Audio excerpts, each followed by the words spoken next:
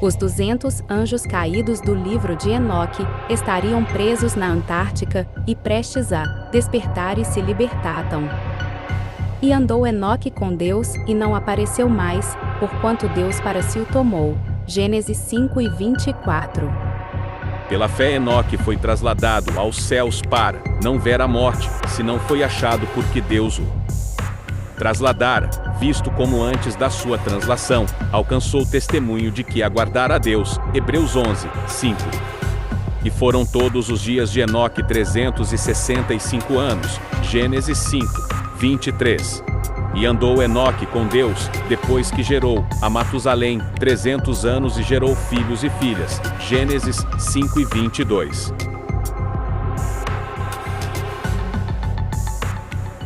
Enoque tornou-se o principal intermediário entre os dois lados do conflito entre os anjos caídos e os anjos justos.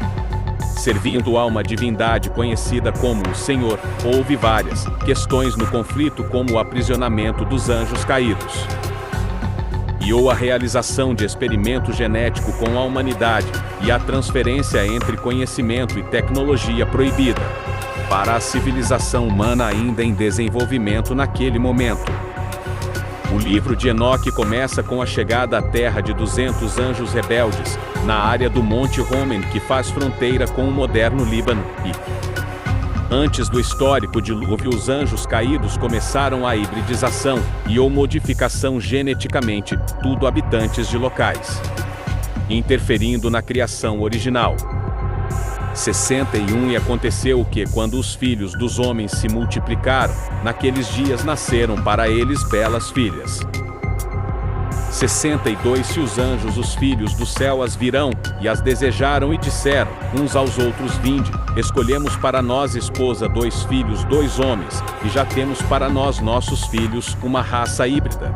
66 Vieram ao todo os 200, onde é sobre Ores, onde é o cume do Monte Romen, e chamaram a montanha de Amor, porque nela juraram e amarraram uns aos outros com maldições. Enquanto os anjos caídos tinham estabelecido um posto avançado no Monte Romen, não hoje Palestina, era para a Antártica que eles seriam removidos na última instância. Depois de perder a batalha celestial com os anjos justos, de acordo com a análise de Ben-Nun no livro de Enoque. Ben-Nun cita passagem do livro de Enoque que são muito sugestivas de como a Antártica de fato pode ser o local para onde Enoque foi levado para céus, para testemunhar eventos celestes. 185 Envia os ventos na terra que sustentam as nuvens, e vi os caminhos dos anjos, eu vi no fim da terra, o firmamento do céu acima. 186 Eu fui para o sul, e ardia em noite, onde havia 7 montes de pedra preciosas, 3 para o leste, 3 para o sul. 188 E o meio chegou ao céu com o trono do Senhor de Estibium, e o topo era de safira. O que é interessante na passagem acima é que Enoque se refere a um local que estava queimando o dia e noite. Ben-Nun acredita que isso se encaixa na descrição da Antártica durante a temporada de verão do hemisfério sul, quando a luz solar durante 24 horas.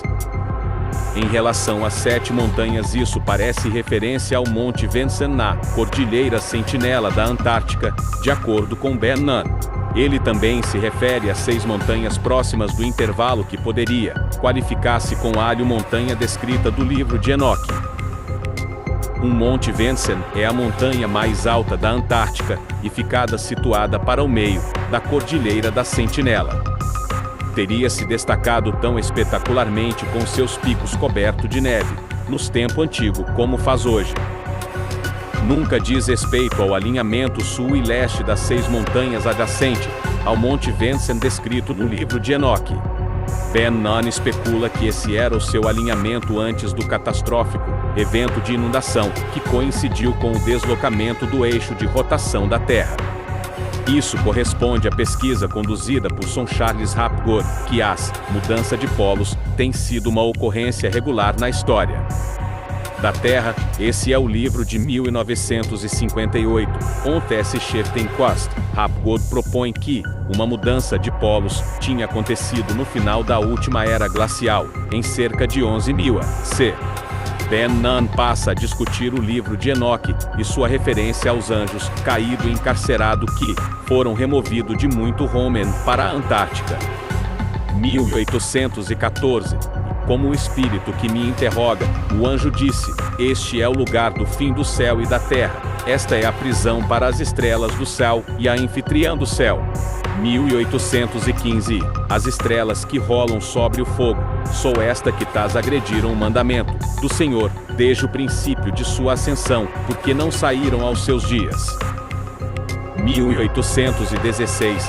E ele se indignou contra eles, e foi até o tempo da consumação do seu pecado, no ano do mistério. A referência de Ben-Nun aos anjos caídos ainda vivo na prisão da Antártica levanta uma intrigante possibilidade. O livro de Enoque descreve um futuro ano do mistério, quando eles serão liberados. Este é o evento que vamos testemunhar em breve. Para uma resposta, podemos começar por analisar alguns paralelos integrantes entre a análise de Ben-Nun do livro de Enoque e as revelações recentes do informante insider do Programa Espacial Secreto da Marinha dos Estados Unidos da América, (OECOD), sobre fatos acontecidos na Antártica. Como a figura bíblica pré-diluviana Enoque, God diz que ele também foi levado para testemunhar eventos celestes por um grupo de extraterrestre altamente evoluído chamado de Sphere Being Alliance, seres da Aliança Esfera Blue Avian, como Enoque, God. Também foi convidado a atuar como um intermediário para ambos os lados em conflitos celestial ou sistema solar. God disse que isso começou em março de 2015, quando ele aceitou o papel de seu delegado de Sphere Being Alliance em negociações em curso entre diferentes facções e grupo da Terra, com civilização extraterrestre de fora do mundo. God disse que ele foi levado para a Antártica 2 vezes, para testemunhar eventos. O mais recente, em janeiro de 2017, envolveu ele ver os restos de uma civilização pré-adamita descoberta que floresceu até uma grande catástrofe global correspondente à grande inundação, em 10.986 a.C., o dilúvio bíblico de Noé. Quem destruiu cidade de costeiras e terras baixas, e todo o mundo, há cerca de 13.000 anos atrás. God disse que os pré-adamitas sobreviveu ao entrar em câmara de estase na maior das naves-mães que caíram na Terra. Cerca de 60.000 anos atrás, depois que os pré-adamitas foram expulsos de suas bases na Lua, devido a um conflito com as facções extraterrestres dominante lá, os pré-adamitas estabeleceram sua principal base de operação na Antártida e estabeleceram o posto avançado na Ásia, Europa e América. De acordo com God, um conflito logo surgiu entre os pré-adamitas e outros grupos de extraterrestres de aparência humana, que vem conduzindo 22 de experimentos genéticos com a humanidade da superfície do planeta pelos últimos 500 anos. É aqui que o relato histórico de God ressoa com a análise de Ben-Nun. Os pré-adamita e de God parecem ser os mesmos anjos caídos. No caso do desembarque do muito Homen dos 200 anjos caídos, isto é consistente com a alegação de God de que os pré-adamitas estabeleceram colônia em toda a Terra, onde eles geneticamente alternaram os humanos locais e instalaram os seres híbridos que criaram em posições de liderança e para implantar e administrar sua agenda em relação aos anjos justos descrito no livro de Enoque. Este parecem ser os grupos extremamente que estavam conduzindo 22 experimentos genéticos de longos prazos que estavam sendo interferidos pelos pré-adamitas, os seres das Sphere Being Alliance, na medida em que eles nivelaram o campo de jogo para negociações construtiva entre diferentes programas espaciais, secreto e facções extraterrestres, os anjos caídos e os anjos justos parecem estar desempenhando um papel semelhante ao conhecido Senhor mencionado no livro de Enoque.